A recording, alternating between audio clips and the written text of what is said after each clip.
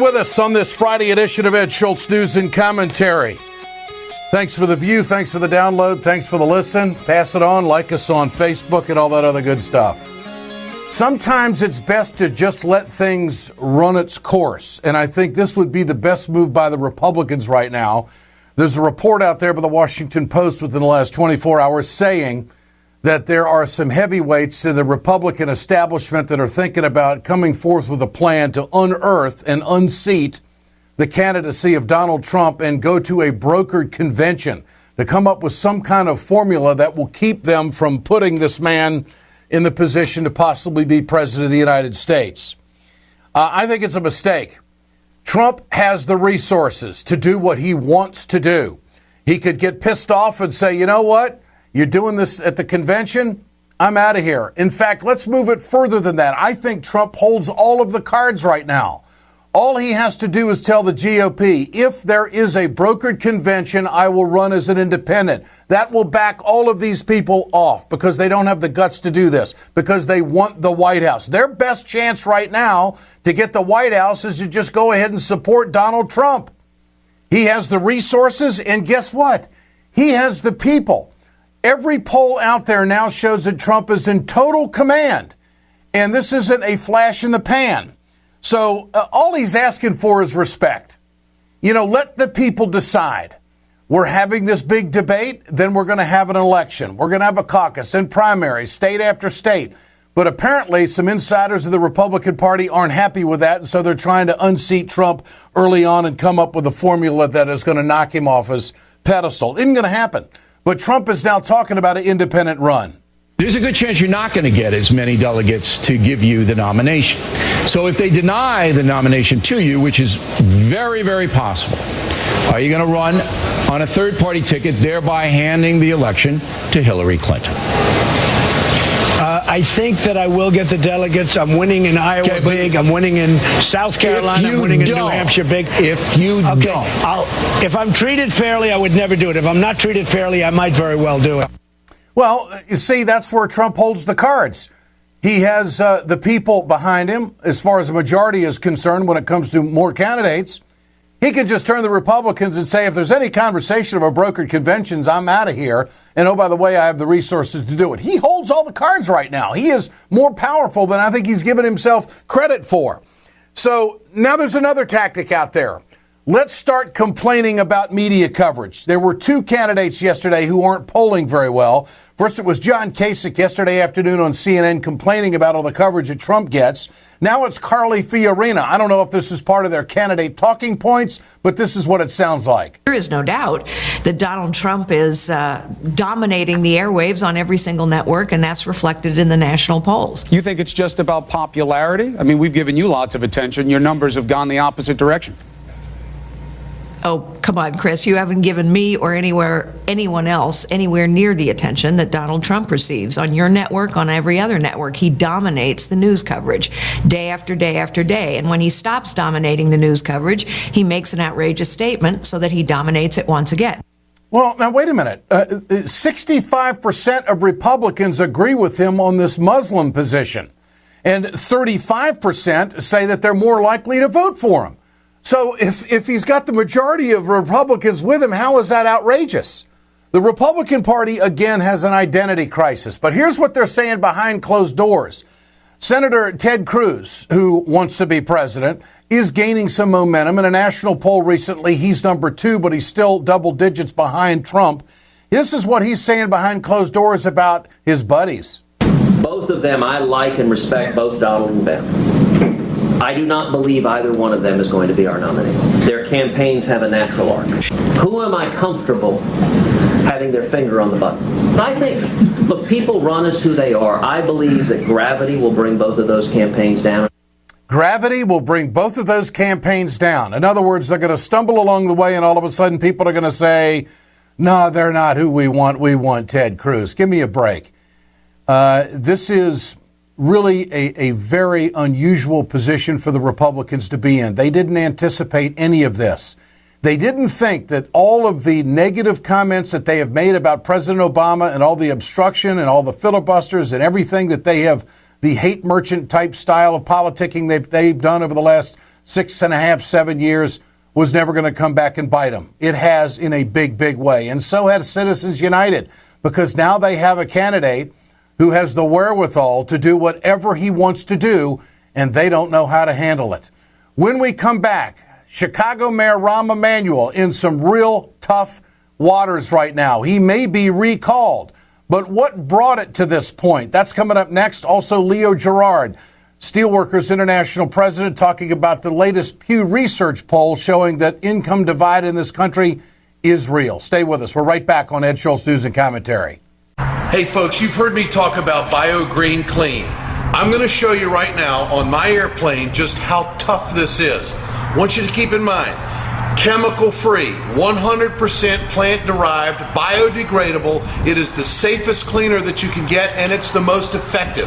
Go to our website, wegoted.com, or go to biogreenclean.com. www.biogreenclean and order today.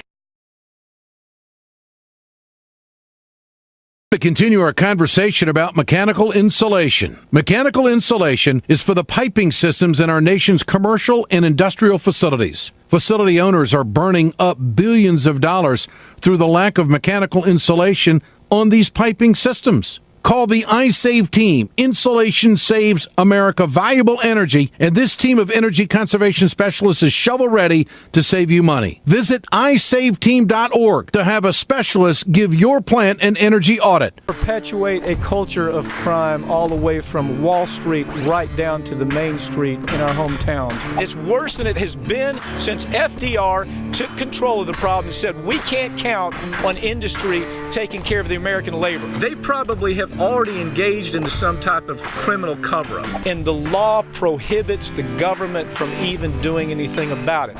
Catch America's lawyer Mike Papantonio on YouTube at youtube.com/GoLeftTV. Good to have you back with us on Ed Schultz News and Commentary. The city of Chicago is in turmoil, and it shouldn't be. If you look at the leadership of Chicago, Rahm Emanuel, he's the mayor. He's been around the block. Longtime Clinton associate, spent a lot of years in the House of Representatives, chief of staff for Barack Obama. He knows how to do this. But has he been disconnected from the common folk? I believe he has. We covered a story when I was doing a cable show several years ago about how the city of Chicago was going to shut down 50 neighborhood schools because basically they didn't have the money. Rahm Emanuel has been at odds with the teachers union, and it's just been a volcano ever since that. And I said at the time, when you start picking and choosing neighborhoods, you're going to have civil unrest. You're going to have a lot of people who feel like they're getting picked on. And not every school district was getting the resources. Not every school was getting the resources. And what do you think's going to happen? The public's going to turn on you, but it's also going to put every move you make under a microscope. Then, of course, with all of the shootings and gun violence and drug use in the city of Chicago, it's just out of his control. Well, now the people have had enough. And it all came to fruition when Laquan McDonald, 17-year-old, was shot multiple times by a Chicago police officer who, by the way, is out on bail. And that video was not surfaced during his re-election campaign. And the public is sitting there thinking, well, gosh, if that video had come out, maybe we'd have a different mayor right now. Is it manipulation? So now there is legislative action taking place in the state of Illinois where the citizens of Chicago would have a mechanism to recall the mayor, Rahm Emanuel. And spearheading this is Shawn Ford, who's an Illinois state rep, and he joins us on Ed Schultz News and Commentary. LaShawn, good to have you with us. Oh, my goodness. Good morning. You have really laid it out, and I'm telling you, your words have really touched my heart because that's it. That's everything. I just agree with everything that you said. When you start picking and choosing neighborhoods, you signal that some people are more important than others. And what Rahm Emanuel should have done with all of his political experience, his connections with the president, his connections with the Clinton Foundation, his connections in the House, he should have gone to the federal government and say, if we can't save Chicago, we can't save any city in America. He could have used the bully pulpit.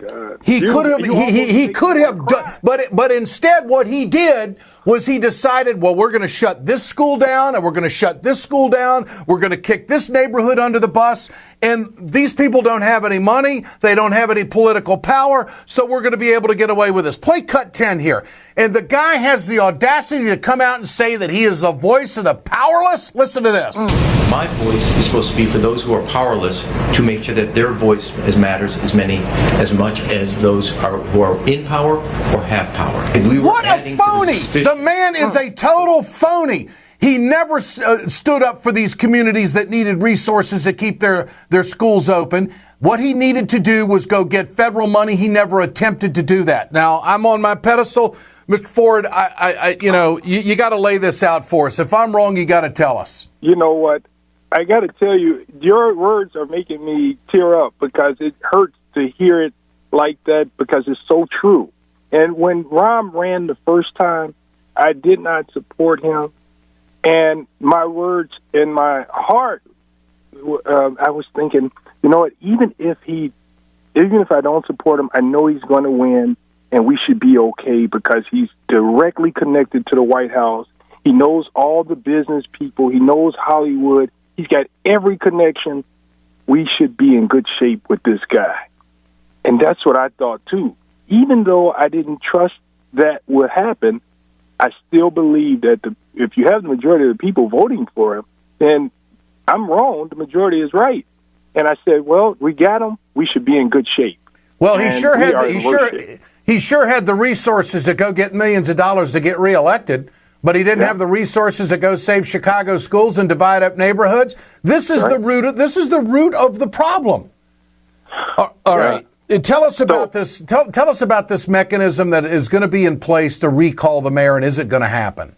So we have the bill to recall the mayor of the city of Chicago, and it can happen. You know, we don't go back to Springfield until January 13th, but the fact is there's still the possibility of a special session because we have a budget that we have to enact, and there's a possibility that we could work out a deal and have a budget. Or if there's so much civil unrest, there could be a special session to deal with a recall and to put it on fast track the way we fast tracked the recall bill for Blagojevich time.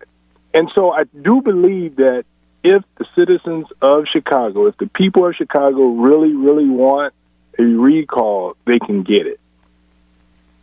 Do you think there's enough people that are dissatisfied with his performance and his direction as mayor that this recall could happen? I mean, if it were up for a vote, would he lose? You know, right now I have to tell the protesters and all of the advocates that their work is great. They're showing the world how to protest and the great way to get things done, but we need more. There are a lot of people that's unemployed in the city. There are a lot of people that's not getting the contracts and the jobs in the city. Only cronies are getting them of special people. And so all those people that feel that they have been shut out, they should join this movement to recall the mayor of the city of Chicago because they're never going to get a shot at it as long as this guy is in. Another root of the problem is that his attitude towards the teachers union. He's taken a real hard right-wing conservative approach towards voices in the workplace. And he has diminished the teachers as if they're not professionals. He's taken personal shots at them.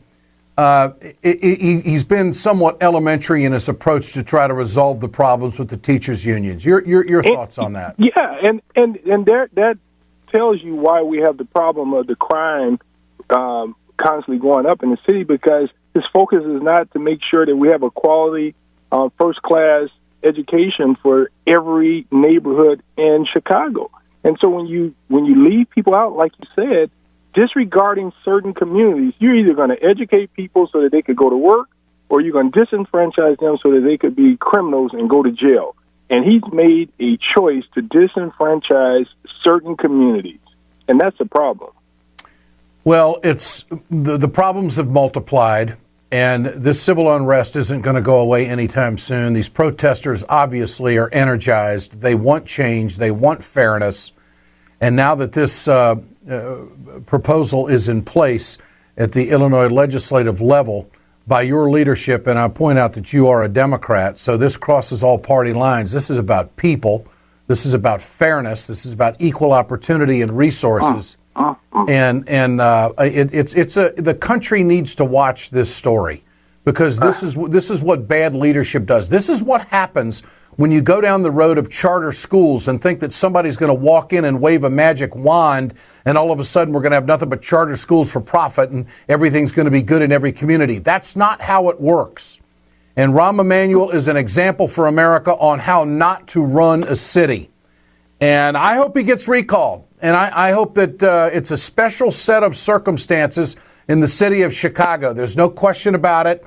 And there's a lot of things that have got to be addressed. But the first thing, getting rid of the police chief isn't going to do it. No. It's getting rid of the snake at the head of the snake, I think, is what's going to happen. Let me ask you this, Mr. Ford. How many other legislators are with you on this? Is this going to be hard to drive through? You know what? Right now, we have Representative Flowers as a chief co-sponsor and Jeannie Ives, a Republican, as a chief sponsor. She called yesterday and said, sign me up. I want to be a chief sponsor of your bill. And she's fired up about it because what we have is a clear cover-up in the city of Chicago for the Laquan. And when you see smoke, you know there's fire. And well, there's so much more. Yeah, the Laquan McDonald shooting, that video, the dash cam video, was withheld from the public, and this is Rahm Emanuel's excuse for that. Holding that video while we were protecting the integrity of the investigation, not compromising it, clearly built up distrust rather than built trust. One of the first things I said to Lori Lightfoot, the entire task force, is you have to look at a policy change. What do you think of that, I think that what he did was suppress the family's right to grieve. And that's what that money was. $5 million was suppressing the family's right to grieve. People need to, that was such a devastating case and situation for the family, and they had to keep it within themselves because that's what the city told them. Well, there's a view out there that the reason why he didn't make sure that that video was released so he could he could get reelected, because if Chuy Garcia had gotten a hold of that video in his campaign, who knows what would have happened. Well, we know he couldn't have won. With the civil unrest that we see now, with a call for a resignation and a call for a recall of the mayor, how could he? I mean, the business community is going to turn on him because the civil unrest is spilling over into the business district and people are losing money. They can no longer support a mayor that's lost control of the city and lost the confidence of the voters and the trust. How can he move on? I mean, it's like he said about his superintendent. You're no longer able to deal with the problem because you are the problem. Mm-hmm. Rahm Emanuel never should have been the mayor of the city of Chicago anyway. And for him to say he loves the city, that's a lie. Now, no matter what Mayor Daley did, I could say, whether I like him 100% or not, I could say that Mayor Daley loved the city of Chicago. And that's a fact. He may have sold some things out, but we do know that he knew every neighborhood. Yeah. And he took the time to learn every neighborhood. Rahm runs through neighborhoods, and he knows that there are certain neighborhoods that I could care less about. Mm-hmm. Illinois State Representative Shawn Ford. Mr. Ford, good to have you with us on Ed Schultz News and Commentary. We'll follow the story. Appreciate your work. Well, Thank Ed, you. I have to call you my brother. You are the brother that everybody needs, and I appreciate you taking a stand. Thank you, Mr. Ford. Appreciate it. Thanks so much. Income inequality has been a big issue on the campaign trail for Bernie Sanders. He's been trying to shine a light on this for months on end, for years on end, for that matter. The income divide in this country is now well documented by the Pew Research Center. I think a lot of it has to do with the attack on unions in this country. Leo Gerard joins me next. Stay with us.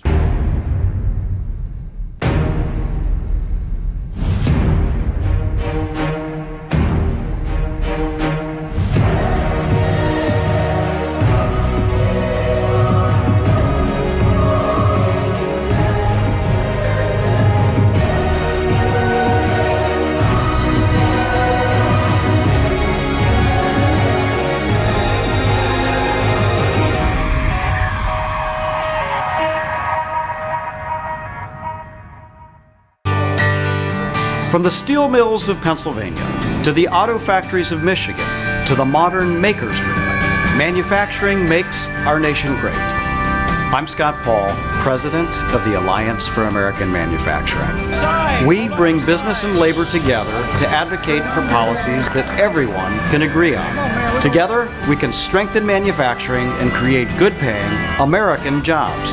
Help us keep it made in America.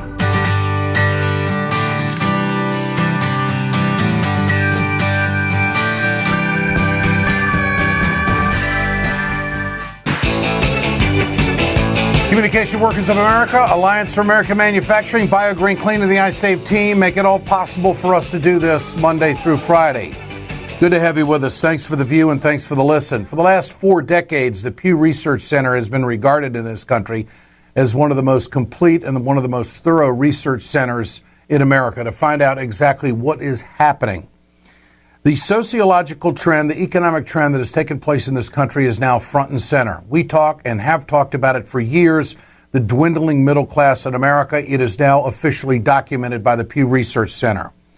I have maintained the position that the attack on labor in this country for the last 40 years is the culprit, has been the engine for the right wing to divide us economically and drive the income to the top. The union busting that's taken place, the attack on voices in the workplace, the effort to destroy the National Labor Relations Board. I mean, it is a litany of things that the right wing has done, the conservative movement has done to depress wages in this country, all the way to the point where they have greased the skids for companies to outsource jobs overseas, destroy our manufacturing sector and other sectors in our economy, and allow Wall Street to run amok over wage earners in this country and, oh, by the way, park their money offshore so they don't pay their fair share in the United States Treasury. And they have purchased the United States Senate, except there's only a few left that know exactly what the hell is going on. There's Bernie Sanders, there's Sherrod Brown, there's Elizabeth Warren, and there might be a few others. But those 3 senators, Ted Kennedy-like, have talked about this for years. And now here we are. Here are the numbers. The Pew Research Center's report says that 120 million Americans are in the middle class. 121.3 million are in the lower and upper income households in this country. So the middle class is no longer the majority in this country. And a lot of it has to do with the attack on labor. The income bracket increased 25 to 29%. The high income earners in this country since 1971 has gone up 4 percentage points. We have not seen any kind of movement like that in the middle class in this country. So we have to decide if disposable income and educational goals can be reached by families as we continue to split up economically Americans in the workplace. The only thing that's going to save this country is collective bargaining and voices in the workplace, and yet we are facing, in some 26 plus states, I believe, right-to-work legislation that would destroy workers' rights in the workplace. And if you look at the statistics, you will clearly see that right-to-work states underperform for the middle class in this country wherever there is a right-to-work state. No one can speak to this better than Leo Gerard, who is the President of International Steelworkers. Mr. Gerard, good to have you back with us. Good to be on the show with you, Ed. These numbers from the Pew Research Center pretty much document everything you've talked about and the aforementioned people in this piece, that there is no doubt that this is happening in America. Why and what reverses it? Well, I think that the most important piece to reversing it, or the 2 most important pieces to reversing it, are, first of all, strengthening the workers' ability to join unions and do collective bargaining. Collective bargaining is really the most efficient process for people to sit down, discuss and negotiate and come to terms with the wealth that's being created or the services that are being provided in an efficient and factual way. And in fact, there is a lot of research, some of it done from years past by the Pew Research Foundation, that shows that collective bargaining is the most efficient way to manage a workplace, because unions or workplaces with unions have higher productivity levels. So that's been an ongoing known fact now for a generation. Then what we need to do is repatriate all the jobs that have been given away to corporate America and given corporate America the ability to drop their plants wherever they have the least obligation to decent wages and working conditions. All we got to do is see what's happened in Mexico, to use that as an example, and what's happening to Mexico in the auto industry and the auto parts industry. Now we have almost as many cars being made in Mexico as are being made in the Midwest of America, and growing. All we have to do now is see what's going on with the TPP. I was reading an article yesterday where Vietnam is projecting 30% increase in their exports, and already because of the potential of TPP, global multinationals are looking at putting facilities into Vietnam where they can then export to America duty-free. Well, advocates such as yourself and other union leaders have really made a statement on the Trans-Pacific Partnership, to the point now that Senate Majority Leader Mitch McConnell is quoted in The Hill today saying that it might not happen during Obama's watch, that it may get kicked to the next administration, that it's not going to happen this year. And that was the first thing that McConnell said after the midterms. He said we can find common ground with the president on trade. That was one of the first things he talked about the day after the midterm elections. Well, all the advocacy work and all the educational work that has taken place in this country to get lawmakers to wake up and realize how this is going to gut American jobs. We're going to do deals with countries with Sharia law. I mean, this is the worst trade deal. Every single union in this country is against it. It looks like, and if someone had said that this is where we were going to be a year ago, I think I would have been surprised. Conventional wisdom was that they were going to get it. But advocacy work has turned this around. Would you agree? Ed, I'm convinced that this trade deal is so bad, and that if you look at history of previous trade deals, whether they be NAFTA, whether they be the Central American deal, whether it be the deal with Korea and Colombia and all of those trade deals, the historical record on that is so bad that American voters, the average American in the public, has said, whoa, you're not going to trick us again this time.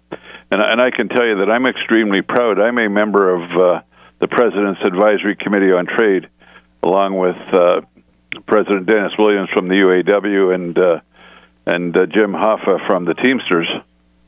And we authorized a dissenting proposal, on TPP. And that's gone to the president. We've got the Labor Advisory Committee on Trade, and we've submitted a 32-page document pointing out in detail not only the shortcomings of the TPP, but the stuff that will take us backwards, like, for example, rules of origin. The administration can't hide behind the rules of origin issue any longer and say no, because we just saw the WTO has told America the $500 million fine if they don't remove the labeling on food, rules of origin labeling on food. So that's a perfect example. That's a perfect example of how an international tribunal can circumvent American law and tell us what to do. And look at it. That's one of the concepts of the whole trade agenda pushed by the global multinationals. Whether it's the European trade deal called TTIP, whether it's the deal they want to do with China on services, all of these deals are designed to be able to bypass the national sovereignty of the nations that are involved. So you don't get to take a trade case to the Congress or to the USTR. You've got to take it to the WTO, and if the party that claims they were injured wants, they can sue the country. Yeah. So you got an example in Australia where the tobacco industry is suing the Australian government for lost profits because the Australian government wants to put on the outside of a cigarette package the danger to your health. And that's exactly what Mitch McConnell is telling the White House right now. You got to back off on tobacco. It's all special interest, but it's all coming home to roost right now, isn't it, Leo? It hopefully is, and we're going to work hard. And the fact is that the documents that we've provided, whether it's our dissenting document on the TPP from the President's Advisory Committee, whether it's our LAC Labor Advisory Committee on the Trade sent out. What we do is we document in factual detail why this is wrong, and look at the rules of origin on auto and auto parts. And people are can easily get confused. To be considered a domestically produced, or I won't call it domestically produced, to be considered produced in a way that allows you to not be having to have a duty on it, a tariff, it has to be made at a certain percentage by the TPP countries. Mm-hmm. So now we'll say that in auto parts it's somewhere between 35% and 45%, depending on which parts of the auto parts. Well, let me put it this way. If it's 45% from TPP countries, that means part of that 45% could come from Singapore. I mean, it could come from Malaysia. It could come from Brunei, where there's Sharia law. It could come from Vietnam, where unions are outlawed, and most recently one of the high-profile union organizers in Vietnam was put in jail. It can come from those countries. So that means of that 45%, a whole bunch of it could come from TPP countries that are, 26 cents an hour. Sure. Or it can then, the additional 55% could come from China. Mm-hmm. So China gets a seat at the table without ever being at the table. This is crazy. It is absolutely outrageous. And the good news is a year and a half ago, and we started pounding on this, a lot of members in the House didn't know what the hell we were talking about. And it's been we're driving the agenda now. Yeah, there's no question about it. Driving the agenda to the point where the Republicans are backing off because they're going home hearing from constituents that this is a bad deal. And at our plan from the Steelworkers, we just finished our board meeting. We issued a unanimous statement on, and hopefully you can get it off our website. Sure. On our Steelworkers statement on the TPP. Again, factually represented with folks can go and just read the true facts, not the baloney.